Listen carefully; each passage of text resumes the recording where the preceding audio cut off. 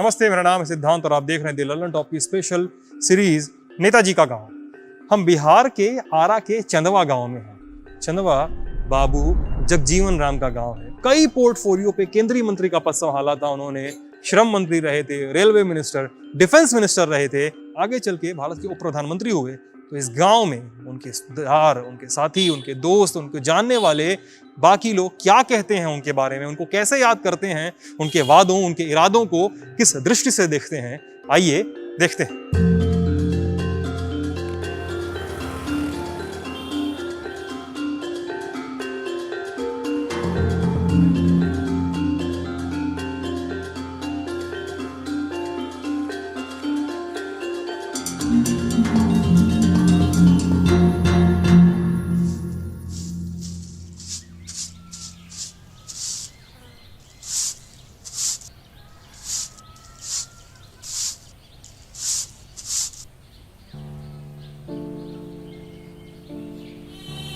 बिहार की राजधानी पटना से लगभग 60 किलोमीटर दूर आरा जिले के चंदवा गांव में ये घर, जो अब बूढ़ा हो चुका है।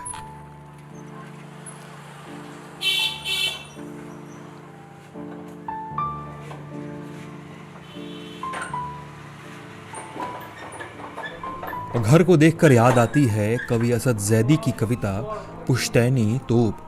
पुराने घर के बाहर रखी जंग खाई तोप का जिक्र करते हुए असद जैदी कहते हैं, इसे सलामी में दागना भी मुनासिब नहीं है। आखिर मेहमान को दरवाजे पर कितनी देर खड़ा रखा जा सकता है।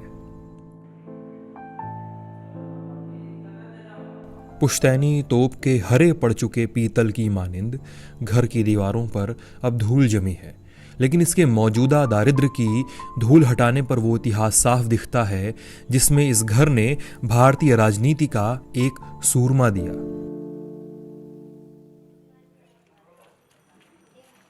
ये घर बाबू जगजीवन राम का है, या कह लें उनका पुश्तैनी घर है जिसमें अब कोई रहता नहीं है। बस दरवाजे पर ताला लटका एक स्मारक सा खड़ा है। ये चाबी खोजने की मशक्कत होती है और इस मशक्कत के बीच बरसों से घर की रखवाली करने वाले कुंवर दयाल राम मिलते हैं। बाबू जगजीवन राम इन्हें कुछ यूं याद आते हैं।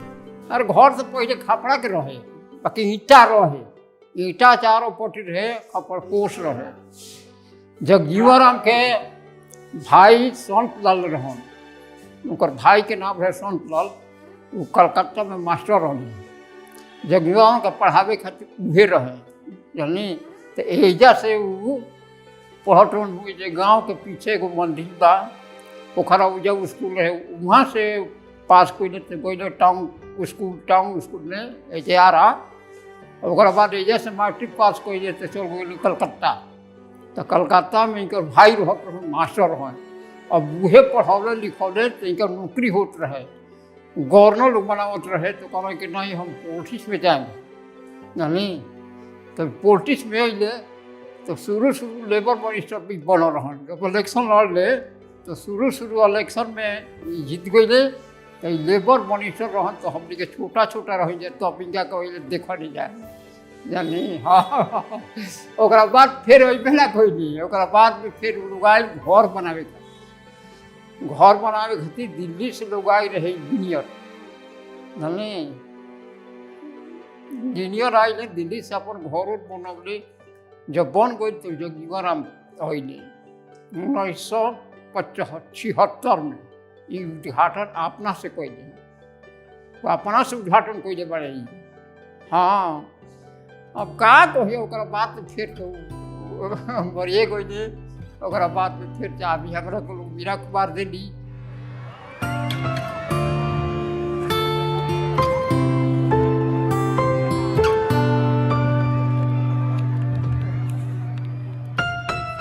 जगजीवन राम भारत के पूर्व उप प्रधानमंत्री, पूर्व रक्षा मंत्री, जिनके बारे में ईस्टर्न कमांड के लेफ्टिनेंट जनरल जैकब ने अपनी ऑटोबायोग्राफी में लिखा था कि भारत को जगजीवन राम से अच्छा रक्षा मंत्री नहीं मिला।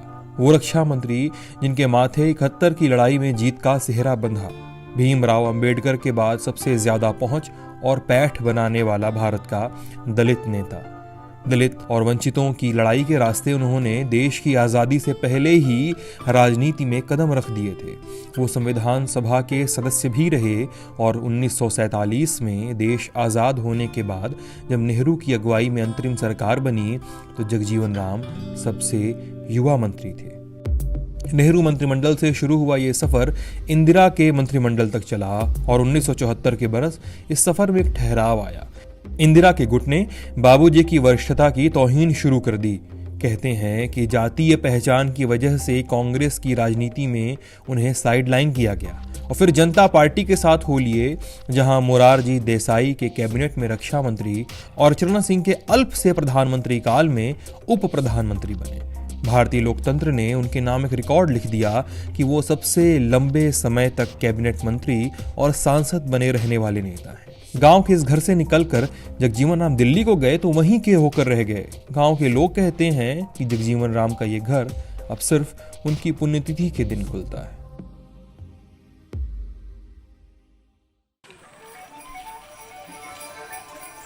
एक केंद्रीय मंत्री और उप प्रधानमंत्री ने देश के लिए जो किया हो, इसकी पैमाइश उसके कस्बे, गांव और उसके लोगों के बीच उसके काम से, उपलब्धि से भी होनी चाहिए।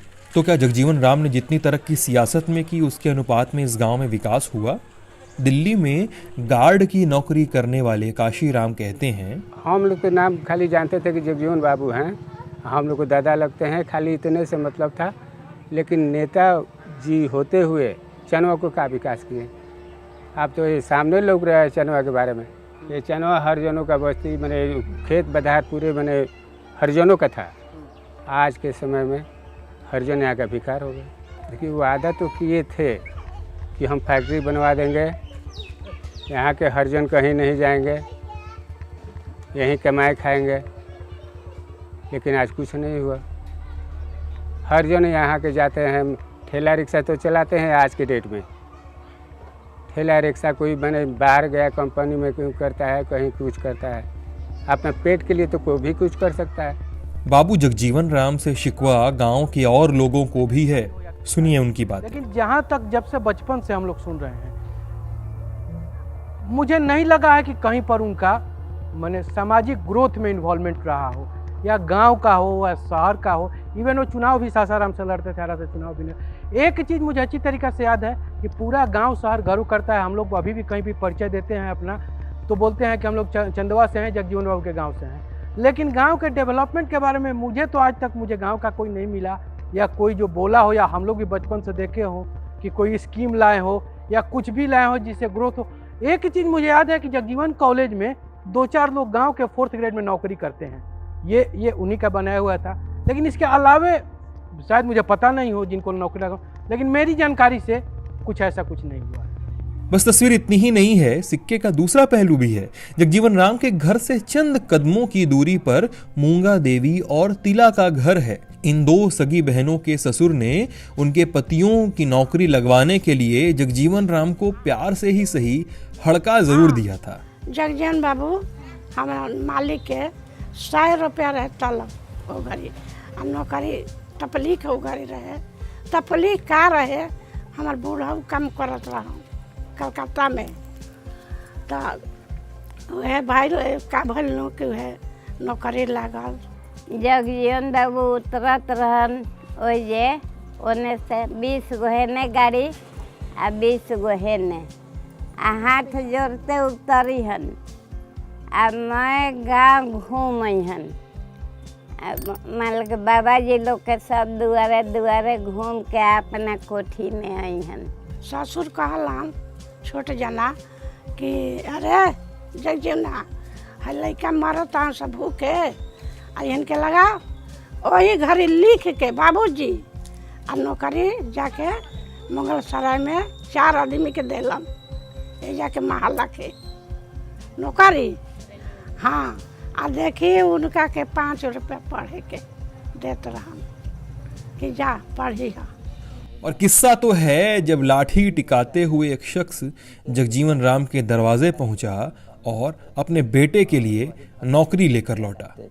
उनके बाबूजी शोभी राम थे हमारे दादाजी के, वो बहुत करीबी थे, मिलजुल था।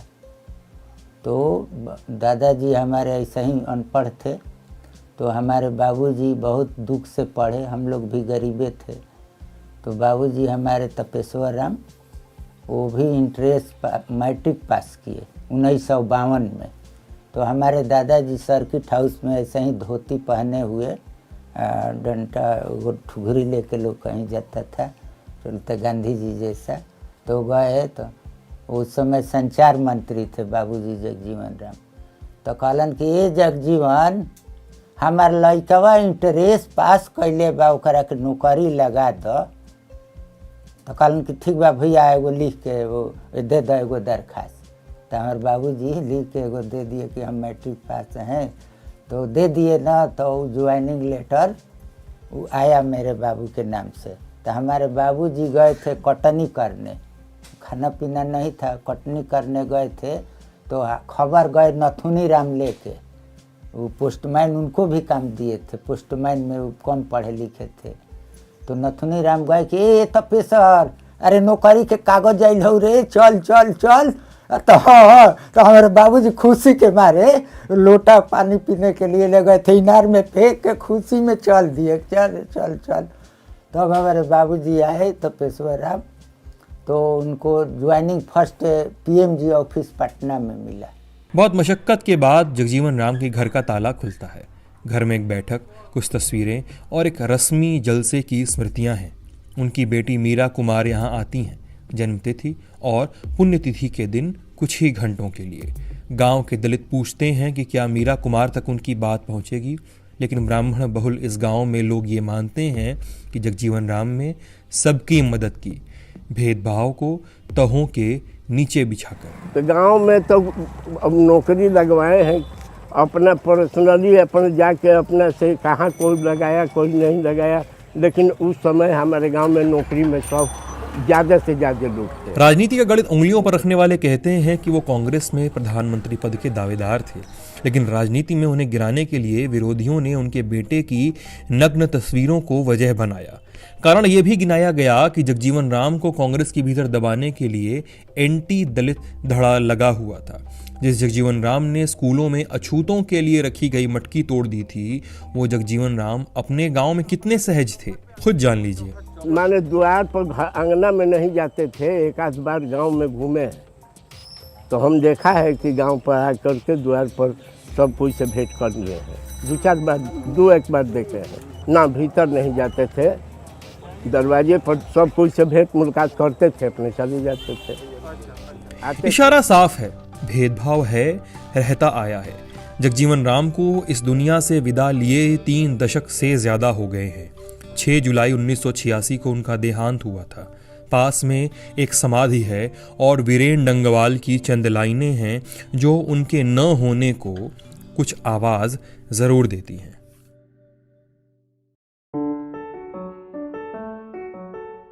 काफी बुरा समय है साथी, गरज रहे हैं घन घमंड के नभ की फटती है छाती, अंधकार की सत्ता चिलबिल चिलबिल मानव जीवन, जिस पर बिजली रह रह अपना चाबुक चमकाती।